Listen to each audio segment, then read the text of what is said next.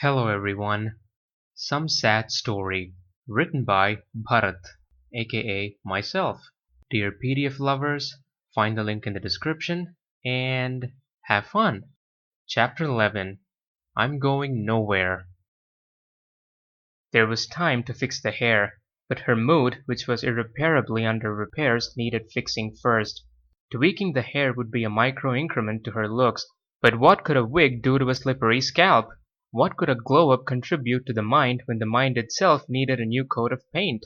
The sign that the universe was sending was unclear and irrelevant, since she felt either ugly or super ugly.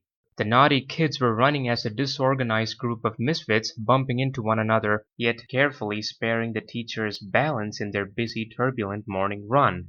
Who likes to come on Saturdays? Paige entered Aspen High School and lacked the mood to check the time. Maybe she was earlier than usual or way too tardy than expected. Both possibilities triggered a frown on her face because punctuality and delay both meant presence, and presence meant existence, which she disliked. The last 2 days were hellfire, which maimed her mood to molten magma that couldn't appreciate the point and purpose of living again. She walked like that one detached animal completely indifferent to the rest of the pack, buzzing to and fro past its face. Paige made it to school in time, a trait that meant the holy grail to her before the mood-wrecking turns and twists of life went down. She was feeling immeasurably bland about the time on the watch and her feet inside the school campus. She almost skipped the morning routine when the office room next to the principal room came into view. Walking like a boulder under the influence of wind, she went inside and signed the staff register. The stairs in the opposite building offered a concrete welcome and reminded her of the destination. She took off to the stairs through the mob of school kids rushing to their classrooms, and at every foot of the path there was a teacher with hugs of condolences which Paige considered as bitter reminders of her untold misery. Throwing half-hearted thanks in their way, she walked to the staircase and started climbing. There wasn't any principal's laptop to safeguard, but even if it was her life that needed safety, she was ready to open her arms wide and let go. A few loud scoldings from the principal couldn't qualify as a matter of bother to her. She kept climbing and remembered sufficiently that her destination was on the second floor. Taking a left leisurely and measuring her steps in dead slow pace, the staff room came by and she went in. The same furniture, same room space and same purpose, but it wasn't the same. The designated table of Sarah, her biological specimens, and the folded copy of the newspaper under the water bottle were pieces missing from the mosaic that she couldn't endure. Despite the fact Sarah murdered her beloved father and dearest lover, Paige happened upon a crucial eye-opener that everyone had a coin, and everyone's coin had two sides, and it wasn't simple to take sides. Paige reacted from a position of pain, Sarah operated from a position of deprivation, and Gary's actions were from a position of impulse when his marriage to Rhonda was on a dead low. Who was right? Who was wrong? She evaded the question and strolled along. English teacher Regina entered the room with an assortment of smiles, greetings, and hugs. In response, Paige gave the same half-baked thanks and headed to class with her books. Hey, wait! Yes? Paige, are you all right? Yes, I am, Regina. Thanks for asking.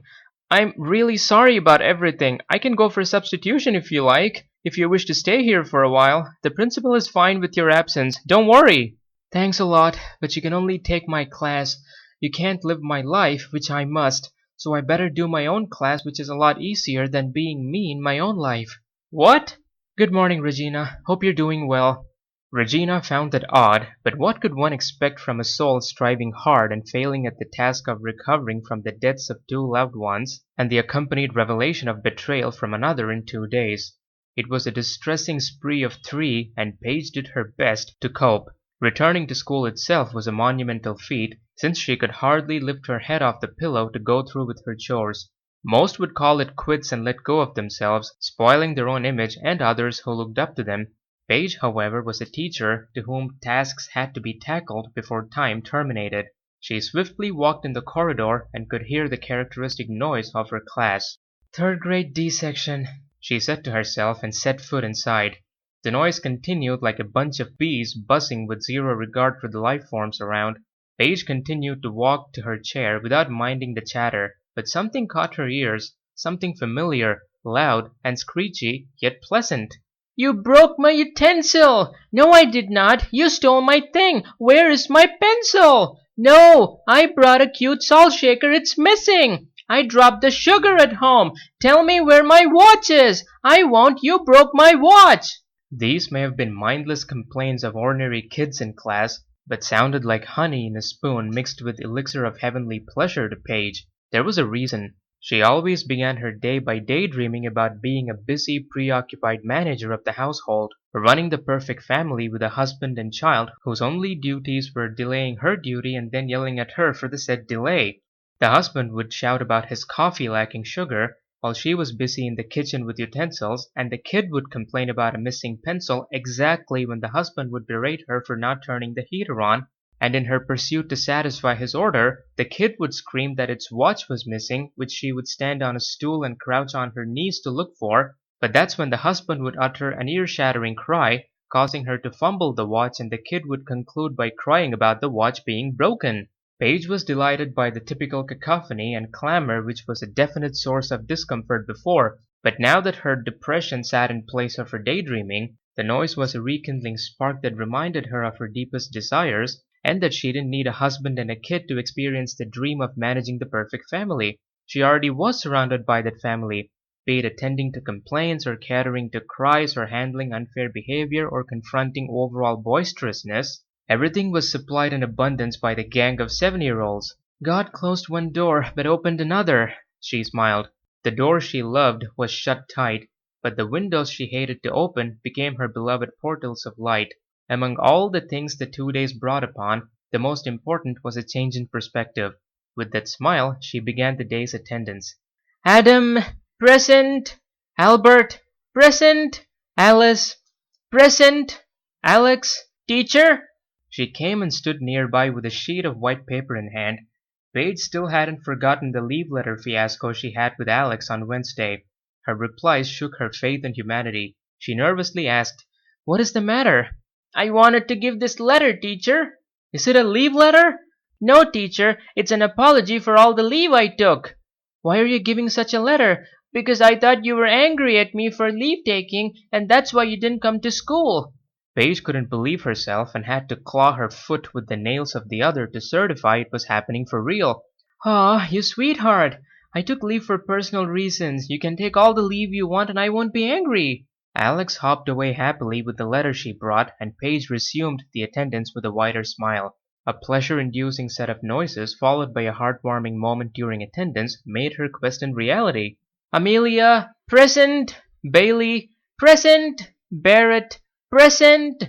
Brandon. He too arrived and stood close to her with another sheet of paper. Paige was suspicious and wondered if there was a prank in order. Brandon, what is this? It's a leave letter, teacher. But you didn't take leave this week. It's for the future. The letter is to promise I won't take leave hereafter. But why? I thought you were mad at me for taking too much leave. Isn't that why you took leave for 2 days?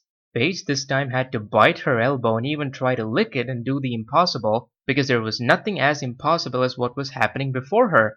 Adorable little Brandon, I was off to take care of personal things. I'm not mad at you at all. This letter is not necessary. You can take leave as and when you like. Thank you, teacher. Brandon ran back to his bench in bubbling happiness, and Paige sported an even bigger-sized smile, which could always use an increment. Is there a better commodity than smile to sport and share? She resumed. Caleb, present. Cameron, present. Carson, present. Danny.